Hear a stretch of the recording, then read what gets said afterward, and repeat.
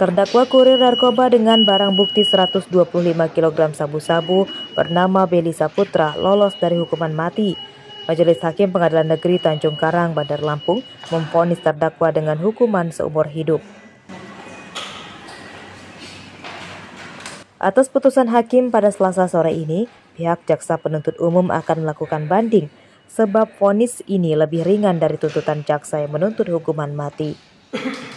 Sementara pihak terdakwa menyatakan juga akan banding sebab vonis itu dinilai masih memberatkan. Pedagang sate ini menyatakan saat ditangkap ia sudah keluar dari jaringan narkoba.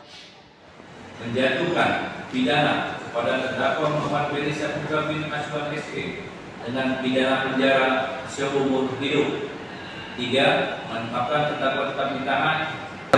Oh ya, tadi tentunya kita mengapresiasi ya atas putusan Majelis Hakim. Majelis Hakim sedikit banyak mempertimbangkan dari pembelaan kami terdahulu. Terdakwa ini memang melakukan itu, tetapi dia sudah keluar ya, sudah tidak di jaringan itu lagi semenjak tahun 2020. Terdakwa warga Palembang ini diketahui masuk jaringan perdagangan narkoba internasional Freddy Pratama yang masih buron. Ia sudah menjalankan pekerjaan ini sejak 2019 dan total yang diantar sebanyak 125 kg sabu-sabu.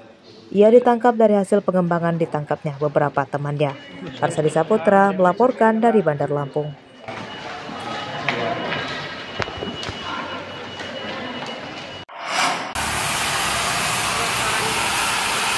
Kebocoran tangki oksigen salah satu rumah sakit swasta di Jalan Gajah Badal, Kecamatan Tanjung Karang Timur, Bandar Lampung menyebabkan panik pegawai dan keluarga pasien pada Selasa siang. Tangki berkapasitas 10 ton oksigen ini menyemburkan uap putih yang tebal dan suara desus yang keras. Menurut pihak rumah sakit, kebocoran tangki oksigen tersebut akibat katupnya pecah.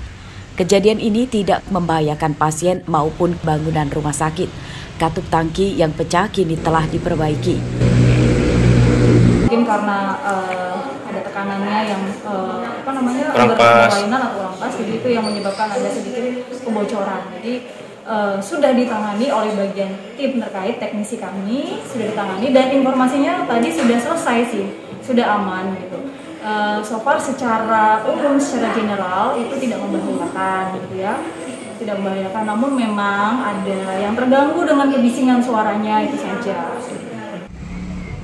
Pelayanan pasien kembali normal meski ada kebocoran, namun stok oksigen di rumah sakit ini diklaim masih aman untuk kebutuhan pasien yang sedang dirawat. Arsadi Saputra melaporkan dari Bandar Lampung.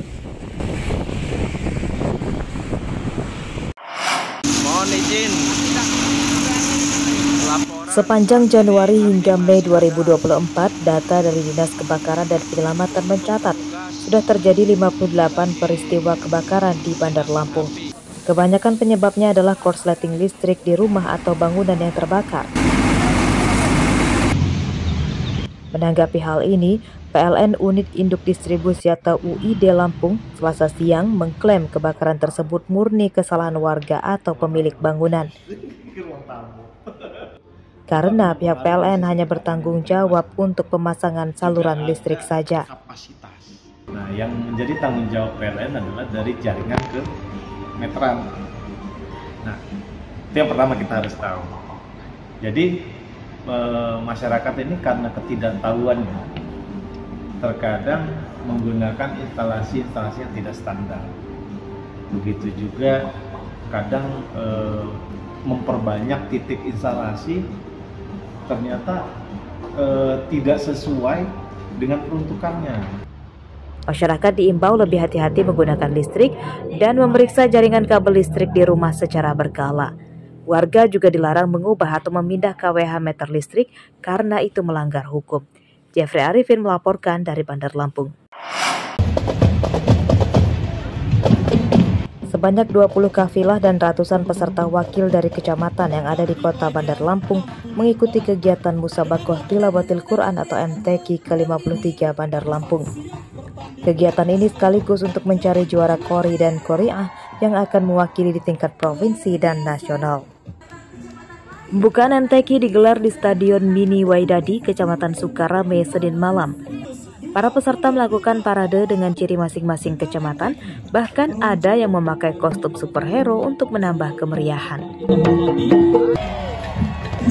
Para peserta diminta bersungguh-sungguh mengikuti perlombaan, karena selain mencari pemenang, kegiatan MTQ juga untuk memupuk rasa cinta kepada Al-Quran dan agama.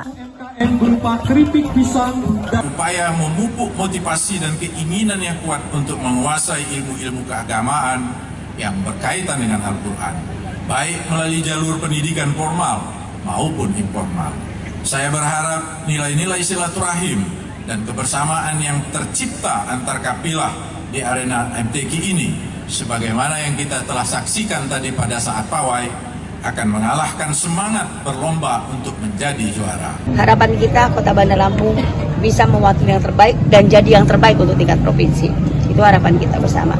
Dan juga Bunda sudah bilang sama seluruh camat, nggak usah nyewa-nyewa kemana-mana, yang terbaik adalah punya kita yang ada di tempat kita. Ya, Pak Kemenak juga Bunda bilang, minta tolong Pak Kemenak supaya gimana caranya kita nggak usah cari kemana-mana, tapi punya kita yang terbaik. Kegiatan ini akan digelar hingga Kamis 30 Mei di 3 lokasi, yakni Pesantren Al-Hikmah Waihalim, Masjid Babu Salam di Kelurahan Sukamenanti, serta lokasi utama di Stadion Waidadi.